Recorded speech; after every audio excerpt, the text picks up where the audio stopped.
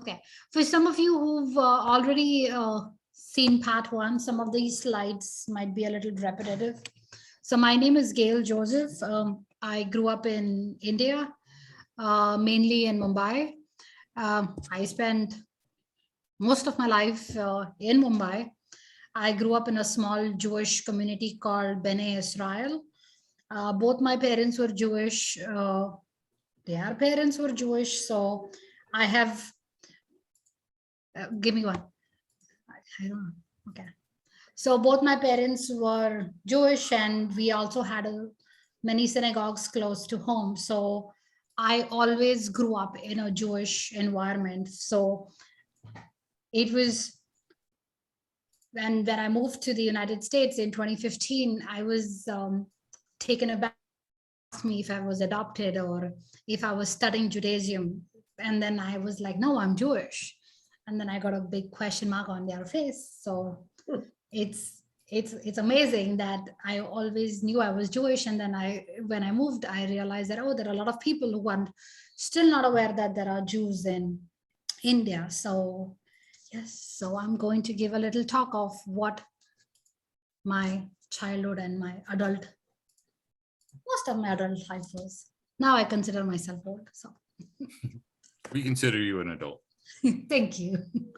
So as most of you know, India is a very populated country and most of the people are Hindus. Hinduism is the number one religion. And as you can see, there are so many different people, there are so many different religions, and everybody, as they say, there's freedom to practice different religions. So we are are now considered as a minority in India, but we are such a small population that there are a lot of people in India who are unaware who Jews are.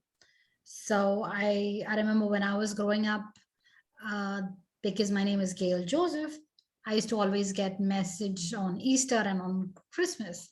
And then I had to like tell them, no, I'm Jewish. So then they were like, oh, what is that? So I had to like take them all the way to Israel, because Israel was always in news because of the conflict when I was in high school. So people were aware of Israel. So I was like, oh no, I'm Jewish, I belong. So the people who followed Judaism in Israel, that's the same religion that I follow. So yeah, it's a very small fraction. I have few slides that will give you a comparison as to how many Jewish people are in compared to other people. So we in India, every state has its own distinct language. So that's why we have like about 122 major languages, and then there are so many other languages, including English. I speak 3 languages. So I have friends who speak like about 5 languages. So it's very normal for people in India to speak at least 2 languages. And I work with 2 other Indians in my lab, and I am from the west side of India, and they are from the south of India. And we all speak in English because our regional languages are different. So we don't have a common language other than English. So it's funny how even though we're safe from the same country, we have to speak in English, because otherwise there is no other communication. Even back home, there are some places like you go to Goa or some places like this, you will see people speaking in English more than in any other language, because now we have, because of, as British ruled India for 100 years, the British regime left a lot of impact. So English, like my second line says, in India, English is like the second largest speaking country, because of the British rule. We have been learning here English a lot more. I mean, I remember I learned ABCD more than I learned the Indian regional language or Hindi. So my nephew right now is like in 1st grade, and all he speaks is English. So that's very different, because I also get that comment that, oh, how do you speak English so well? So then I tell them, because all my life I have been speaking English. It's just that we have a different accent. So coming back to the Jewish community in India, we have three distinct communities. The one which says Mumbai is the Bene Israel community, and I am a member of the Bene Israel community. Then in the southern part of India, you have the Cochin Jews. Then to the east are the Calcutta Jews. So I honestly don't know much about the other two Jewish communities. I have not even met somebody who is from Calcutta or from Cochin Jews. But I know a lot of people migrated to Israel, I think in the early 2000s, because the state of Israel started opening doors for people from other countries. I mean, they have always been receptive, but then there was this wave that came in India where everybody started moving to Israel. So I remember this was in about 2002. I was going to Israel. It was my 18th birthday gift. My mom sent me on a trip to Israel all by myself. And most of the people on my flight were they were migrating, they were making an aliyah to Israel. So I think now most of the people that are left are like in and around Mumbai, which are like about 5,000, maybe less than that. So it just that the main question is, how did the Jews come to India? There are three different stories as to how the Indians came to, or how the Jews came to India, but it's just that there is no documented evidence for all of these. So these are just word by mouth stories that are being passed down from generation to generation. So the story that we believe the most, like even if you search on the web about Jews in India, it will talk about a shipwreck that happened on the west coast of India. And during the shipwreck, these were traders who were going to Southeast Asia for trade. So there was a shipwreck, and then during the shipwreck, what happened is people survived and they settled on the west coast of India. And then we are the descendants of those few couples that survived. Sorry.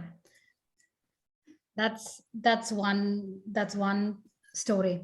The other one is that when the second temple was destroyed, so during the destruction of the second temple, there were people who fled from Israel, and then there was a shipwreck. It's a hard word. And then those are the couples that survived, and we are the descendants of those. That's the second part. And the third story is that we are one of the lost tribes. So out of the 12, the two that wandered off, we are one of the lost tribes that settled in India.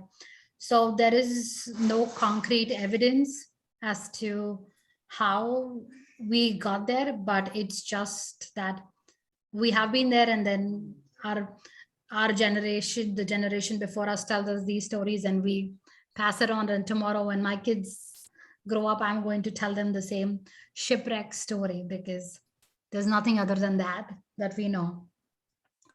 So it's just that we've been there for a long time, and we don't have any written. Sorry, we. I'm sorry. Can you, Louis? She's loud. Sorry. Yeah. It's all right. It's all right, Gail. We all have kids. Okay. So we don't have any written traditions, but we give a lot of importance to saying the Shema Israel. We do celebrate Shabbat. We follow the kosher law very strictly. Like I till date only eat kosher, because growing up, that was an option. That was like the only option available. My mom made sure that all of us kept kosher, and then we had like separate meat and dairy containers and utensils and cutlery, and then even here I have it. So it just eating or keeping kosher just became a form of life. And then, even though, I mean, nothing tempted me even when we went out, because I was like, no, this is, you're supposed to keep kosher. So I don't know, it was just instilled in me. And then we also have several camps conducted by the synagogue, like summer camps and Sunday schools. So they educate us, they teach us about Judaism, Jewish laws, Jewish household. So I think back in India, since we are such a small number, they do try to educate us and then make sure that we don't forget our culture, our Judaism laws, the kosher laws. So I know a lot of my cousin in California also. We are like very few people who who still keep kosher and who eat kosher. But then I think some of them have still not very kosher. But I know that on high holidays or on Shabbat, people still keep kosher. Now, when this is a map from like 2011. So if you see, for every 250,000 Indians, there's one Jewish person. So the population is really, really small. I remember when I went to a public school back in India. From my first grade to 10th grade, I was in the same school. And then I was the only Jewish person in my school. So we do have some actors, some famous writers.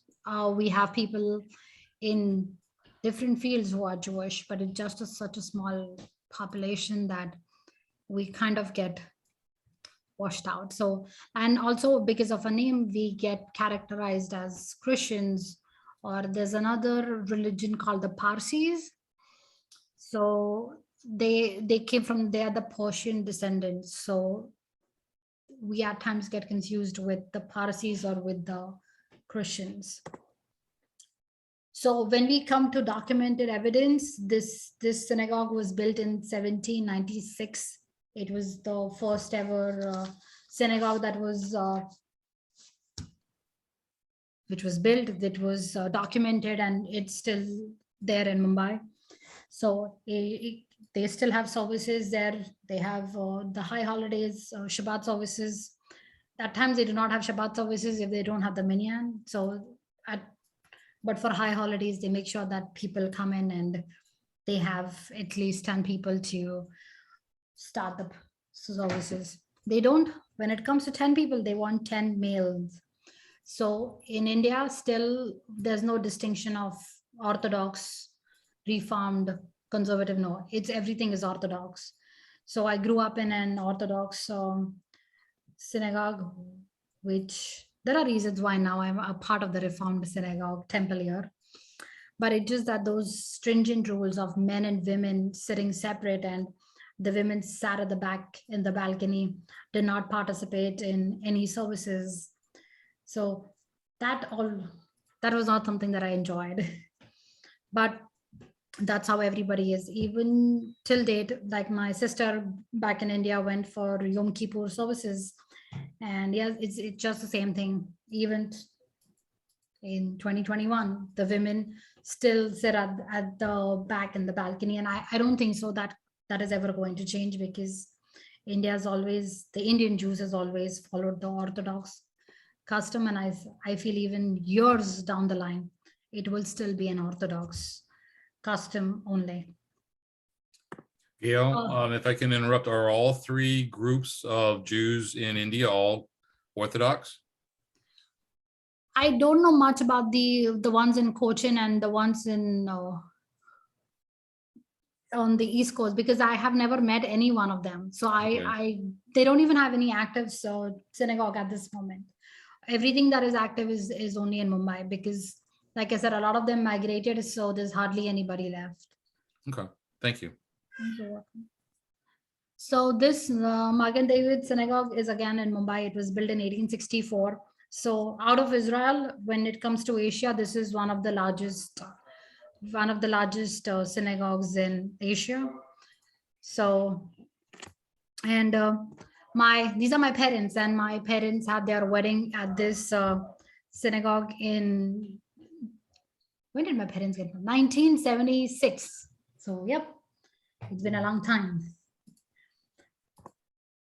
This Shara Shemaim synagogue, this is the synagogue that I went to since I was a kid.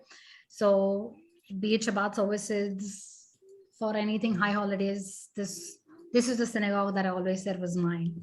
So yeah, my parents were a member of the synagogue, so I was a member. And yeah, so yeah, this is how the synagogue back home looks like. They always, so the altar is always in the center, and then you have people sitting around it. So it's not too big, it's really small, but then somehow we manage to all fit in. Saying the Shema is something which was very intriguing for me. So what happens is when we say the Shema, I guess we cover our eyes, but then with our fingers we make a sheen and we cover our eyes. So it's Luis, sorry. Okay. It's like I have this talk and everybody decides to be loud in my house. So when we say the Shema Israel, I don't know if anybody has seen me saying the Shema Israel at temple, but I still say Shema Israel the same way. I make a sheen with my fingers. So my thumb and my little finger is joined together, and then it makes a sheen, and then we cover our eyes and we say the Shema Israel, because sheen is the starting alphabet of God's name. So that's why this is how we say Shema Israel. Again, there is no documentation as to why we do it this way, but this is how we have been taught. And maybe tomorrow when my kids are learning, I think I might just have this tradition of making the sheen and then saying the Shema Israel. Also, so as you see, this is the Shema Israel, and this is the script called Devanagari, which is Hindi or Marathi. So this is the main Shema Israel that's how I have read. I never learned Hebrew because I'm a woman. So they taught Hebrew only to the male child. So I always read the transliteration. So most of the services were like this. So every time, even the Vehafta, I know the entire Vehafta because I have said it so many times, but then I don't know the meaning of it until a few years back when I read the translation. But then like this, a lot of people know prayers by heart just because we have repeated it over and over again, but a lot of us do not know the meaning because it's not been translated. And some of us never got the opportunity to learn Hebrew. So this is again the synagogue back home that I was a member of. This is during Rosh Hashanah, I believe. So yes, the women sit up there in the balcony, and then just the men, sorry, I just want to move this a little bit. The men and the women sit separate. Another important point is we take off our shoes before we enter the synagogue.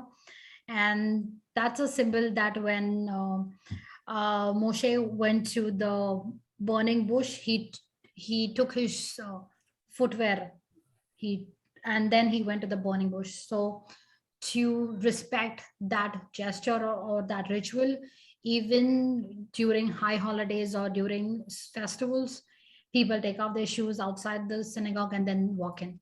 If there's a wedding or something, then no, and nobody's taking off their shoes. But then for Shabbat, for high holidays, we take our shoes off and then we enter the synagogue.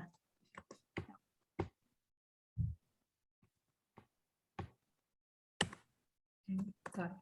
So Malida is a very interesting concept.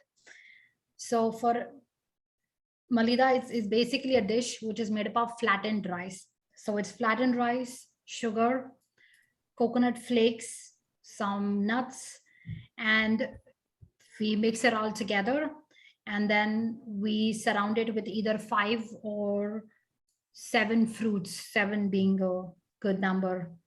So the Malida is a ceremony wherein we are singing songs to praise Prophet Elijah. So in the Ben Israel community, Prophet Elijah is the guardian of the community, and it is believed that he's the one who rescued uh, the Jews from the shipwreck and brought them safely to the coast. So, for be it a housewarming ceremony, somebody's birth, celebration, it's a wedding, we always have the Malida. Even, for example, when I moved to the United States, the I think the Sunday before, we had a Malida at home, wherein we had all this flattened rice and different fruits. We had these services, and we sang songs, and we praised Prophet Elijah for taking care of us. So it's like, yeah, even when people are going on a trip, it's I have some family members who have the Malida after like every after at the end of every Shabbat. So every Saturday evening after sundown, they will light the Shabbat, they light the Shavuot candle, and then they have the Malida. So now we'll come to how we celebrate Shabbat and festivals. So this is literally our table back home. So so we don't have challah. There are very few people who would make challah. I don't know why we don't make challah, but a lot of us do not. So what happens on Shabbat services for Kiddush, we get black raisins and we soak them in water overnight. And then the next day we extract the juice out of the black raisins. And that is our wine, that grape juice, and is our wine for Kiddush. And then we use dates for hayetz, and we use banana for hadama. These two fruits are picked up because these two fruits are not seasonal. They are found throughout the year. So so for hayetz, we have the dates again, and for hadama, we have banana. That's what has been going on. We have, as usual, we have our Shabbat book, which is already transliterated. Everything is, there's no translation as we have it in the books here in Bet Shalom, wherein you have the English and the Hebrew. But no, you're back home, everything is transliterated. You're just reading Hebrew all the time without understanding. Then when it comes to Tisha B'Av, since we have fasting on Tisha B'Av, the night before, we have this custom of having a big meal. So we have all our friends and family who used to come gather at our house, and then we, instead of plates, we would eat on a banana leaf. So the actual green banana leaf, that's what we used to get, and then we used to use it as a plate, and then we used to eat on the banana leaf. So the banana leaf custom is being taken from the Hindus that live in the southern part of India. In the south of India, there are a lot of plantain and banana trees. So, or the plants, sorry. So since the leaves are in excess, people down south make plates out of the banana leaf. And then being in India, we just kind of adapted or just took one of these customs of using a banana leaf. But then till date, people still use, they would either take a normal plate and then put the banana leaf on top of it, and then still continue eating it on the eve of Tisha B'Av. Another custom, I wouldn't say it's a custom, but then what happens is there are some Jewish festivals that coincide or overlap with a Hindu festival. So for example, Purim always is on the day or a little ahead or back with Holi. Holi is the Hindu festival of colors, where they apply colors on everybody. So during Purim, you eat something sweet, and during Holi, you also eat something sweet. So what we Jews do is it's like a sweet I want to say it's like naan, if anybody has had the naan bread, but then it's like it has a stuffing of sweet stuffing inside it. So the Hindus always eat that during the festival of Holi. So now even we Jews, even though if it's not holy, but it's Purim, we would still have that sweet flatbread. Then this is called as halwa for Rosh Hashanah. This year, I actually made this in my kitchen here in Raleigh, and I was very proud of myself. So this halwa is basically made up of wheat. It's wheat, coconut milk, and sugar. So and a little bit of cornstarch. So it's sort of a pudding, and we make sure that it is there is no dairy in it, because since we're eating it on Rosh Hashanah and we respect the kosher laws, and we want to have meat at dinner. So if everybody is mindful that they're using coconut milk instead of dairy milk, and we usually prepare this on Erev or Rosh Hashanah. And what happens is, once everybody goes to the synagogue, after services are done, we kind of like have like a small party wherein we are exchanging this halwa and giving each other this halwa. So we garnish it with nuts and poppy seeds. I was never a fond of poppy seeds, so my halwa has always just had nuts. But then yeah, I was very happy that I could do that. So these are some customs that I still, even though I don't live in India, I still would like to continue. This is the hanukkah that my great grandfather built. We don't have a date, but then it has been passed down from one generation to the other. And right now, this hanukkah is back home at my parents' house. We use oil lamps, and yeah, the Star of David is still the same. We did polish it a little bit. We gave it a nice look, but then the Star of David, the holders for the glass, everything was built by my great grandfather. I wish they could like sign it and date it, but then I don't think so. They did it back then. So this for sure, I'm going to keep it in my family. Then moving on to, did I miss anything about some celebrations?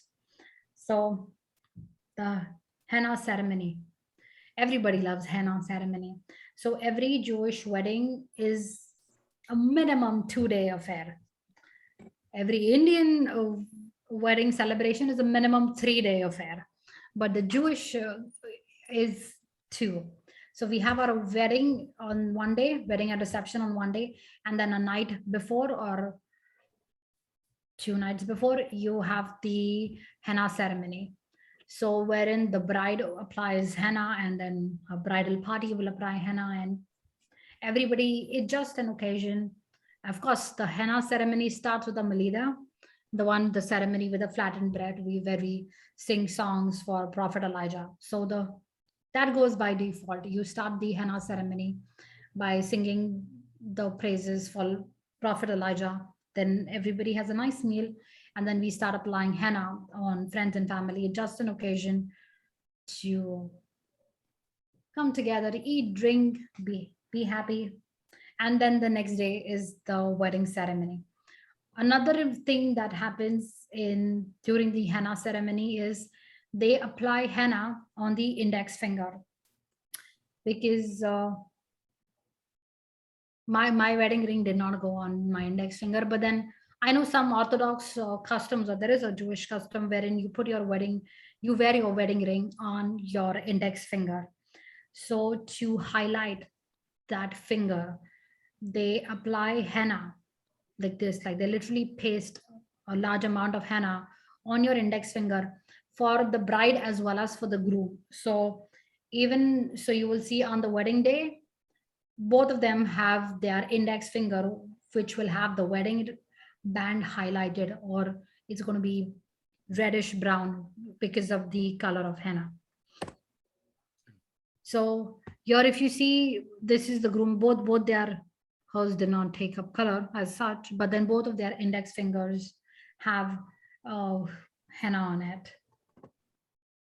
So this is a typical ceremony back home. This is actually my best friend Karen. So, oh, I've jumped. So for Karen's ceremony, it's like everything happens in Hebrew from start to finish. Everything is recited in Hebrew, and then most of us don't know what's going on. So there's a very unique custom that the Bene Israelis have is when the bride, so the groom is already standing, and when the bride enters the synagogue with her father, the groom starts singing a song. It's called Yona Titi. So in that song, he is, of course, he's singing in Hebrew, but he praises his bride from head to toe. So as he's singing, she starts walking towards him. So I think, I mean, that's all we have seen. So every Jewish wedding that takes place in India, there are some who do it even here. They have the groom singing this song, and the bride starts walking towards him. Other things, oh, another point that I wanted to highlight was the, like, we don't have a rabbi, how every synagogue or temple has a rabbi here or even in Israel.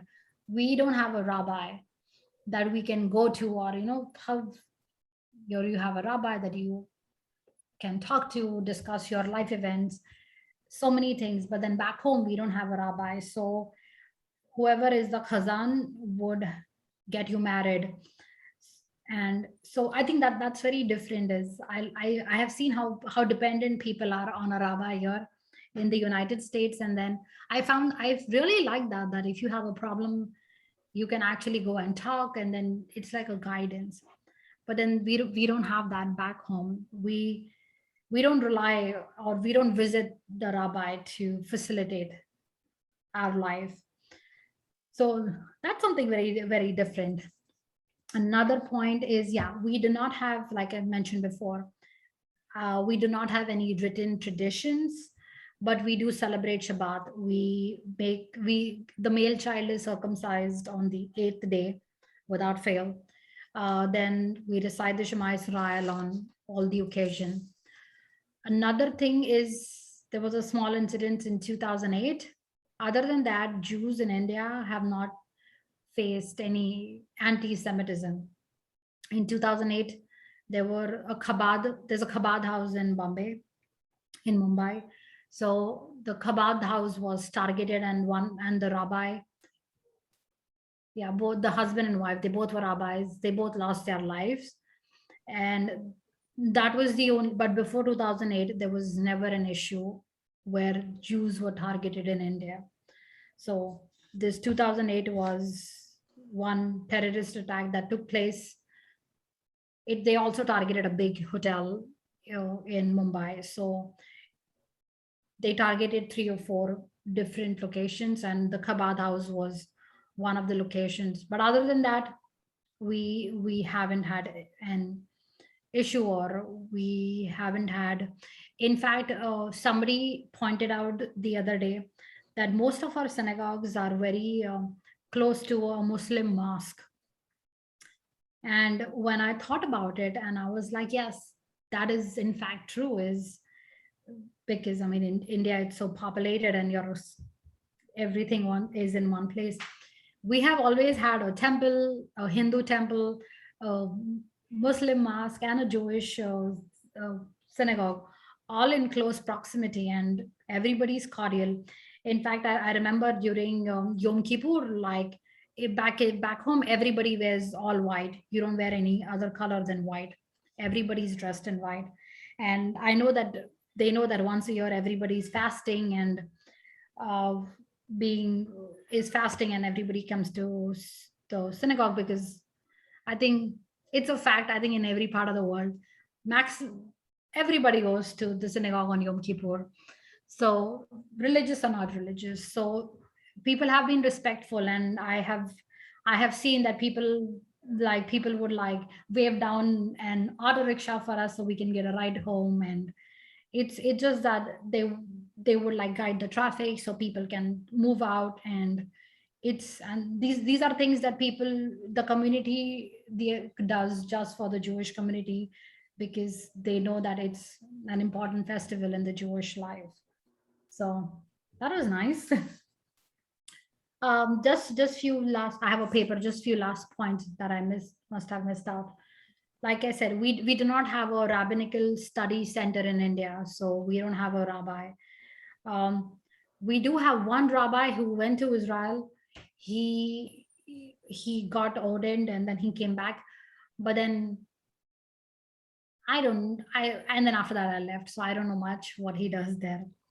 So then there was some Hebrew schools in the past when the Jewish population was much more, but then now even Torah was a part of India's syllabi. There was Torah in it. Torah studies was a part of the syllabus, but now we don't have that Hebrew school anymore. It got converted to a public school. We still don't have any Jewish holidays. So every time we were in school, we always had to take a day off, uh, or go attend school and then come back and then attend services. Then the American Jewish Distribution Committee, the JDC, has a center in Mumbai called the JCC, the Jewish Community Center, which is very active in Mumbai. I have been a volunteer at the JCC for a very long time. And every year, the American Jewish Joint Distribution Committee sends at least 2 volunteers to India. And then what they do is they run several camps, they run different classes. We also have summer camps. I remember going when I was a teenager, going for the summer camps for like a week, and where of course it was fun. We would be like about 40 or 50 of us. It was like a fun camp, but not only made, in fact, Karen and I, the bride in this picture, she and I met in one of these camps. So they would teach us about Judaism. They would introduce us to different ideas, and then like some of them were attracted to the rabbinical studies. And I know some friends who made an aliyah to Israel and became a rabbi after that. So the community center always made sure that we were educated, we were well informed. If we needed anything, we got that information. And even the synagogue back home, every synagogue had a kosher meat shop or a butcher shop associated with it. So we didn't have to go to Trader Joe's and get kosher chicken. We just had to go to the synagogue, and then the shop next to the synagogue would have freshly butchered chicken or goat. Beef, I know, since Hinduism is a big population, and for Hindus the cow is holy, so beef was not eaten as much. I don't eat beef because I never got an opportunity, and I think now it's too late. My palate doesn't accept it. But then a lot of Indians do not eat beef. But then I do know that on Simchat Torah, they used to unofficially cut a cow. There used to be beef available only on one day of the year. So I remember. So yeah, just this is us. I love this picture. So we are 3 sisters. This is my brother-in-law. He's not Jewish. This was so many years back home, but this is during Hanukkah. We always had some friends or family who would come home, and then they would light candles with us. They would sing with us. I also had some of my closest friends who were not Jewish, but they used to just come home because they all knew there would be good food after lighting the candle. So it was just fun times. I still have both my sisters living back in India. They're in Mumbai. They're vaccinated, so I'm happy. I'm relieved. But yeah, they're still back in India. They, like I said, they made the halwa for Rosh Hashanah. They went to the synagogue for Yom Kippur, and Questions? yeah.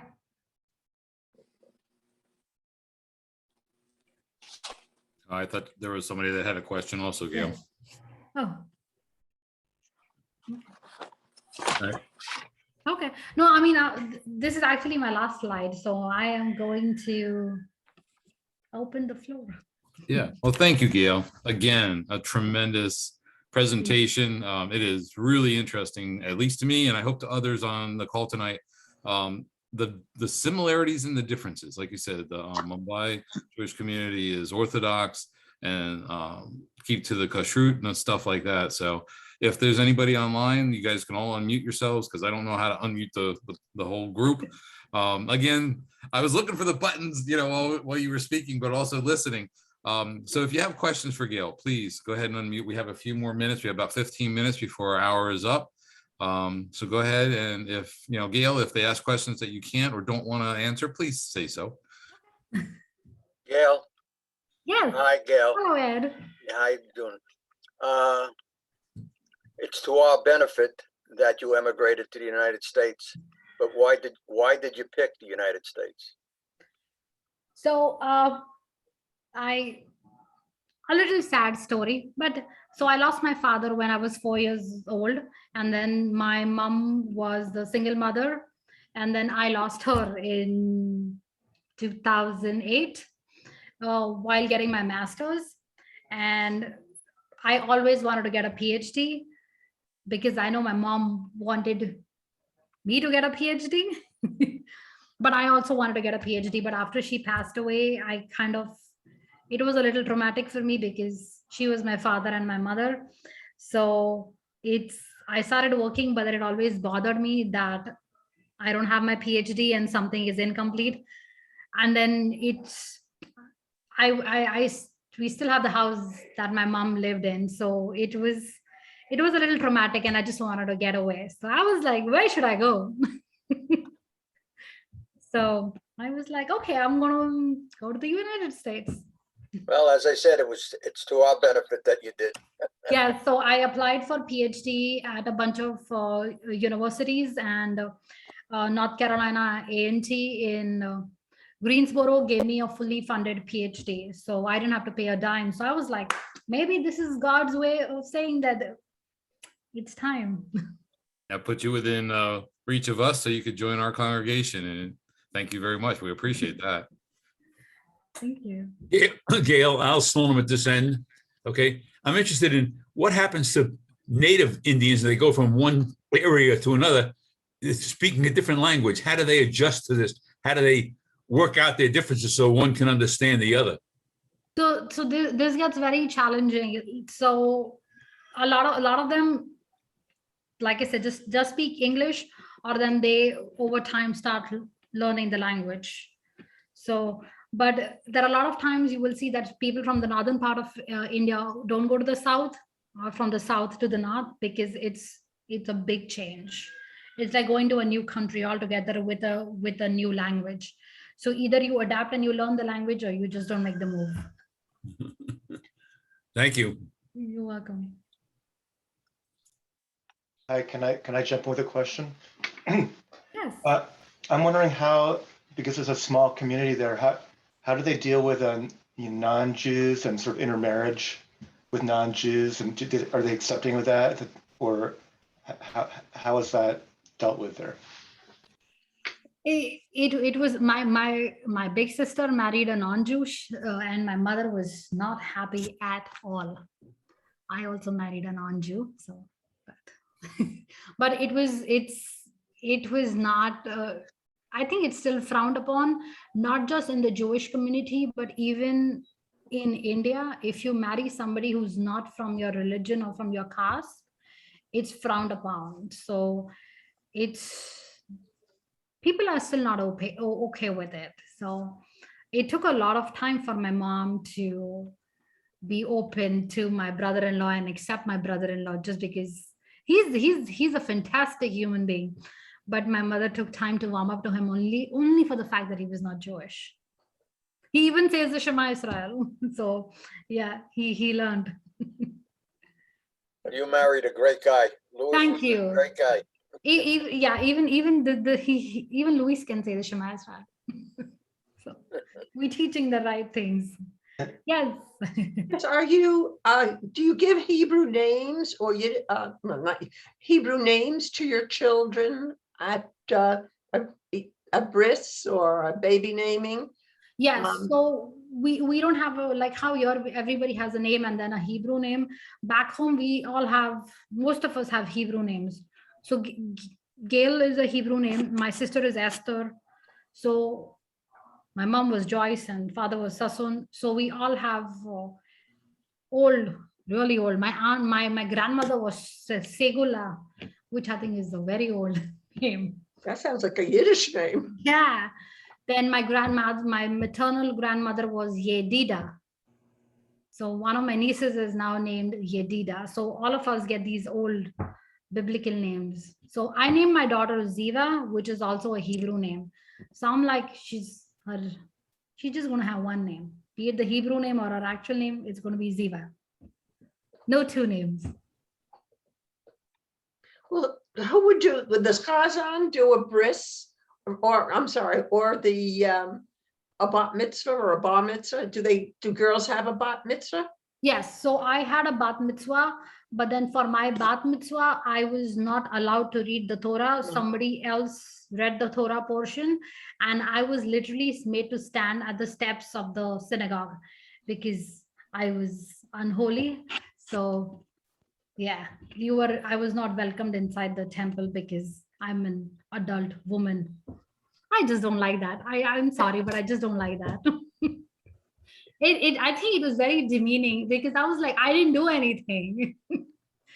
So I was like, it's like, I don't know why I get to stand at the temple steps. So yeah, but I had a party, which I really like, but all my cousins, everybody who had their bat mitzvah, nobody taught us Hebrew. We just stood there, dressed up, stood there at the stairs, and then somebody else read the Torah portion for us.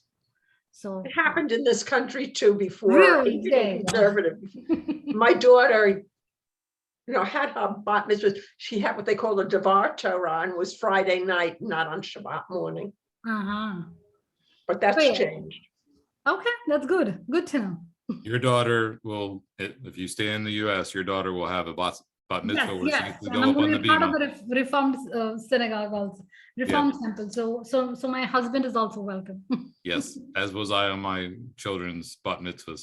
So have you have a aliyah so you can read on the Torah on the. Yeah, that's right. I'll be here. Don't worry. Not going anywhere.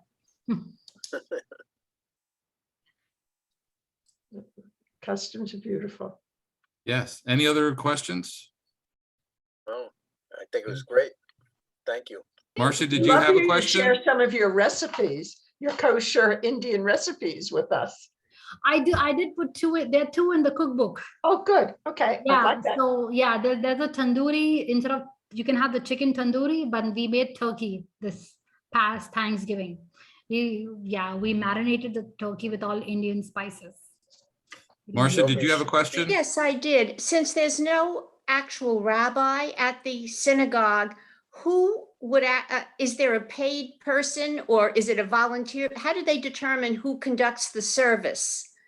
Do people take turns or how does that, is it voluntary? So some synagogues have a chazan that is on a payroll and then does all the services for the services. Good. Thank you for sharing with us. Thank Lovely. you. Thank you for attending.